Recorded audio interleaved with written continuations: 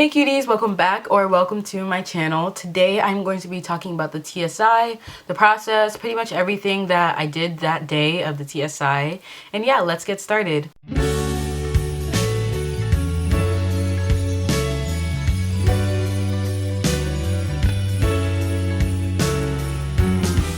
So I took the TSI on December 3rd, and the TSI that I took was math to get into like math dual credit. And I took it at school, not online, so I don't know how the online like session went. So I went to school, I had to check in up front. I didn't have my ID with me, so they gave me a fake ID. But since they knew I was a student there, I don't think it really mattered. But you still want to bring your ID just in case. So I went to my math teacher and she had like all these computers set up, and all the kids there was like 8 kids in there, and we have to wear a mask too because of COVID. So she like separated all of us and we had each desk. And oh yeah, to start the actual test, you need a voucher number, you need paper, and a pencil. I don't know how it is for college just because, well, my school paid for it. I don't know how it is like for any other schools, but this was my school and I went there. I waited for, well, the test isn't timed, so you don't have to really worry about the time. But she said that it would take up to like 2 to 3 hours depending on how you do. So whenever I first took it on December 3rd, I took it, and those first 20 questions, well, okay, so you take it, there's like this sign-in place. You gotta use your voucher number that you get from the teacher. And then there's this next slide, and you have to put in your personal information, like your address, your name, your birthday, I think. And after you do that, you have to, I'm trying to remember, you have to go to the sample questions, and one of them is what grade you're in, and another one is an actual math question. The math question, right under the math question, it says the answer. So you just put in the answer that they said the answer is. And like, that's just a sample question to see if you know what you're doing. So then you take the test. The test itself is 20 questions. So these first 20 questions, you really need to pay attention to it, because the first time I took it, I didn't think the first 20 questions was the actual TSI. I thought it was just like just questions, I guess.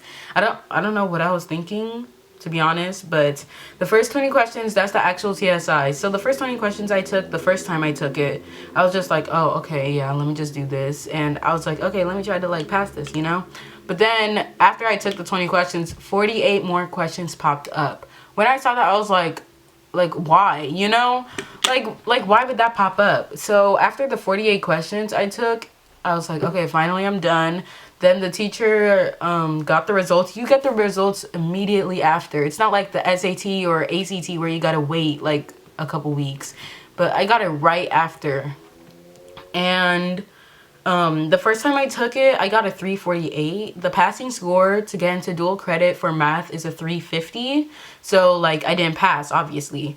So I was kind of sad about that. Like, wow, like I did all of that and I didn't even pass. So then my teacher and counselor emailed me saying, oh, you could retake it. So then on December 7th, I went to retake the test.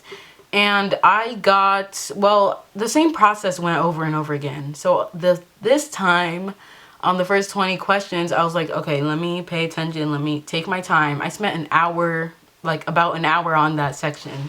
So I took it. I was like, okay, everything looks good. I think everything's right. So then once I hit submit on that 20 question test, it said you have finished the test. I was like, okay, that's good. Like, that's good. So right after I got, well, for this, I got my results like an hour after, and it said I got a 352. So, you know, 350 and higher is eligible for dual credit. So I passed. So that was good, and I was really happy about that, you know, because like dual credit, a lot of people talk about it and say like, oh, it is so worth it. It's so much better than AP, because AP, you have to take the AP exams. They said some of your college credits for AP don't really transfer to your college, but they said dual credit will, since you're literally getting credit from a college, from like Lone Star or something else.